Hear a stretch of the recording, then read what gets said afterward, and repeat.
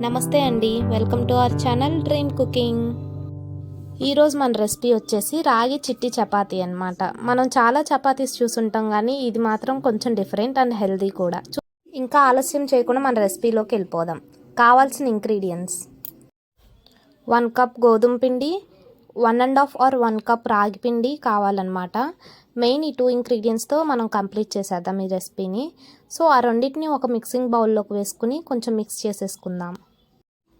ఇలా తీసుకున్న 2 పిండిల్ని మనం మిక్స్ చేసుకోవాలి ఒక మిక్సింగ్ బౌల్లో వేసుకుని.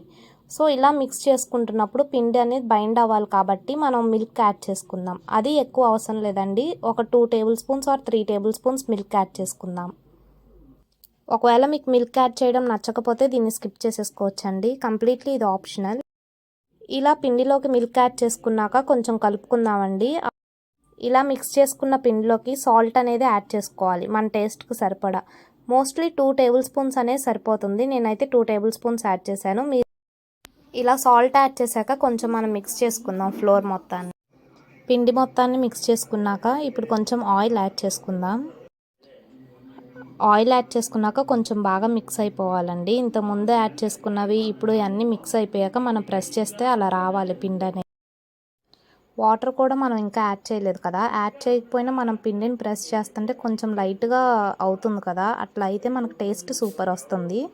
ఇప్పుడు మనం తగినన్ని వాటర్ అనేది యాడ్ చేసుకుందాం. ఈ వాటర్ మనం ఎలా యాడ్ చేసుకోవాలనేది మనకు చపాతీ పిండి ఎంత కన్సిస్టెన్సీలో ఉందో అంత సరిపోతుందండి. పర్టికులర్గా ఇంతే అని లెక్క అయితే కొలత అయితే ఏం లేదు. మనం అలాగా సరిపోతే ఇంకా కొంచెం డ్రాప్ బై డ్రాప్ చూసుకుని యాడ్ చేసుకుని కలుపుకోవాలండి. ఫైనల్గా మనకు పిండి అనేది చపాతీ పిండి ఉంటుంది కదండి, ఆ కన్సిస్టెన్సీలోకి రావాలి.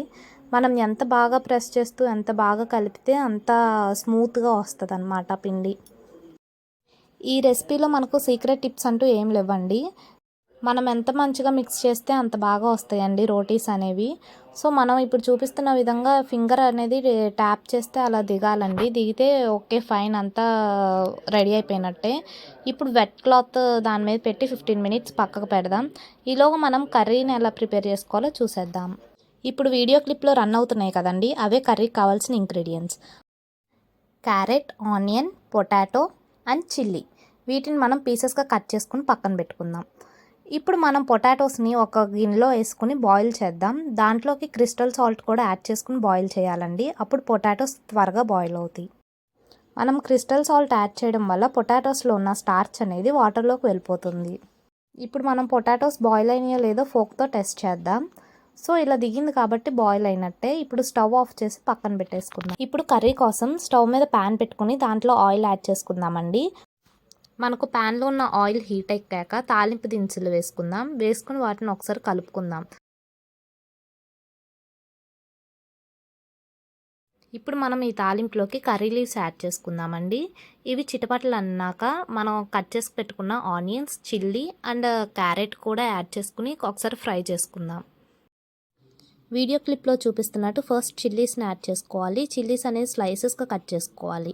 ఎందుకు అంటే చీలికలు బాగుంటాయి కదా, అంటే చూడడానికి బాగుంటాయి. ఇప్పుడు మనకు ఏమైనా తినాలనిపిస్తే తినాలి అంటే ఫస్ట్ కళ్ళకు నచ్చాలి కదా, సో చిల్లీస్ అనేది చీలికలు కోసుకుంటాం. And by the by onions కూడా అలాగే కోసుకుంటాం అనుకోండి. తర్వాత క్యారెట్ కూడా వేసి వీటినన్నిటిని మంచిగా ఫ్రై చేయాలి. మనకి ఏదైనా తినాలి అంటే ఫస్ట్ కళ్ళకు నచ్చాలి కదండి, అలా నచ్చాలి అంటే వెజిటేబుల్స్ కట్ చేసే విధానం కూడా ఉంటుంది, మన ప్రజెంటేషన్ కూడా ఇంపార్టెంట్ కదా. సో అన్ని స్లైసెస్గా కట్ చేశాను నేను మ్యాక్సిమం. ఇలా ఒకసారి తిప్పుకున్నాక లిడ్ క్లోజ్ చేసుకుందాం. ఇప్పుడు ఇలా లిడ్ క్లోజ్ చేసి ఫ్రై చేసాం కదా, అది మనకు ఫ్రై అయిందో లేదో ఒకసారి చెక్ చేసుకుందామండి.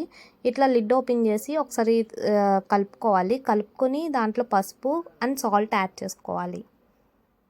నేను పసుపు ఇప్పుడు యాడ్ చేయడానికి రీజన్ ఏంటంటే ముక్క అనేది మగ్గి ఉంటుంది అనమాట.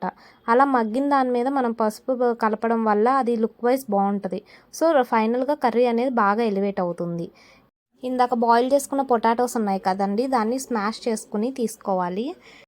కర్రీ అనేది పల్చగా ఉండకుండా థిక్ కన్సిస్టెన్సీలో రావాలంటే ఒక స్పూన్ శనగపిండి వేసుకుని ఇట్లా ఉండలు లేకుండా కలుపుకోవాలండి. కలుపుకొని పక్కన ఉంచుకుందాం. ఇప్పుడు కర్రీ ఫ్రై అవుతుంది కదా, దాంట్లోకి వాటర్ యాడ్ చేయాలి. వాటర్ యాడ్ చేయడం వల్ల ముక్క ఇంకా క్యారెట్ పీస్ కానీ ఏదైనా మగ్గపోతే మగ్గుతుంది. ఇలా వాటర్ యాడ్ చేశాక మనం పొటాటో ఇందాక స్మాష్ చేసుకుని పక్కన పెట్టుకున్నాం కదా, అది కూడా వేసుకుని ఒకసారి కలుపుకుందామండి. పొటాటోస్ కూడా యాడ్ చేశాక మళ్ళీ ఒకసారి మిక్స్ చేసుకుందామండి. అప్పుడు ఏమవుతుందంటే వెజ్జెస్లో ఉన్న ఫ్లేవర్ అంతా పొటాటోస్లో కూడా పడుతుంది. దీంట్లో కొన్ని వాటర్ యాడ్ చేసుకుని మళ్ళీ మిక్స్ చేసుకుని లిడ్ క్లోజ్ చేసుకుందాం. లిడ్ ఓపెన్ చేసేసరికి ఇలా బాయిల్ అవుతూ ఉంటాయి. ఇప్పుడు మనం సాల్ట్ని చెక్ చేసుకుని మనకు కావాల్సినంత సాల్ట్ని అడ్జస్ట్ చేసుకోవచ్చు. మనం ఇలా తిప్పుతున్నప్పుడు పొటాటోస్ని స్మాష్ చేస్తూ తిప్పాలండి. అప్పుడు కర్రీలో గ్రేవీ అనేది ఎక్కువ వస్తుంది. పొటాటో కర్రీ అనేది మనకి హోటల్ స్టైల్లో రావాలంటే కొంచెం గ్రేవీ థిక్గా ఉండాలండి. అని చూస్తా కలర్ఫుల్గా ఉండాలి. ఈ కర్రీలోకి మనం మిర్చి యాడ్ చేసాం కదండి, ఆ కారం సరిపోతుంది. ఇంకా చిల్లీ పౌడర్ ఏం యాడ్ చేయవసరం లేదన్న. ఇప్పుడు మనం కర్రీకి కావాల్సిన కన్సిస్టెన్సీని అడ్జస్ట్ చేసుకుందాం. ఇందాక శనగపిండితో కలిపిన వాటర్ని పక్కన పెట్టాం కదండి, ఆ వాటర్ని తీసుకుని కర్రీలో కలుపుకోవాలి. ఒకసారి కర్రీ మొత్తాన్ని మిక్స్ చేసుకుని స్టవ్ మీడియం ఫ్లేమ్లోకి పెట్టుకోవాలి. మనకి కర్రీ కన్సిస్టెన్సీ వచ్చాక స్టవ్ ఆఫ్ చేసుకోవాలండి. పైన కొత్తిమీరతో గార్నిష్ చేసుకుని ఒకసారి మిక్స్ చేసుకుని పక్కన పెట్టుకోవాలి. చూసారుగా easy and tasty potato curry hotel స్టైల్లో ఎలా చేయాలో. మనం ప్రిపేర్ చేసుకున్న ఈ కర్రీని పూరి, చపాతీ, పుల్కా, రోటీ దేంతో అయినా సర్వ్ చేసుకోవచ్చండి. దేంతో చేసుకున్న అద్భుతంగా ఉంటుంది. ఈ కర్రీని మీరు దేంతో ట్రై చేశారో నాకు కామెంట్ చేసేయండి. ఇప్పుడు నేనైతే రాగి చిట్టి చపాతీతో ట్రై చేయబోతున్నాను. ఆ రెసిపీ కూడా చూపించేస్తాను, ఫాలో అయిపోండి. రాగి పిండి వల్ల కలిగే బెనిఫిట్స్ ఏంటో మనందరికీ తెలిసినాయి. సో మన ఛానల్లో హెల్త్కి కూడా ఇంపార్టెన్స్ ఇస్తూ ఈ రెసిపీని ఇంట్రడ్యూస్ చేయబోతున్నాను. ఇందాక మనం పక్కన పెట్టుకున్న పిండిని రౌండ్ బాల్స్ లాగా చేసుకోవాలి. ఈ బాల్స్ని మనం చపాతీ రోల్ చేసుకున్నట్టు రోల్ చేసుకోవాలి, కొంచెం రాగి పిండి యాడ్ చేసుకుంటూ.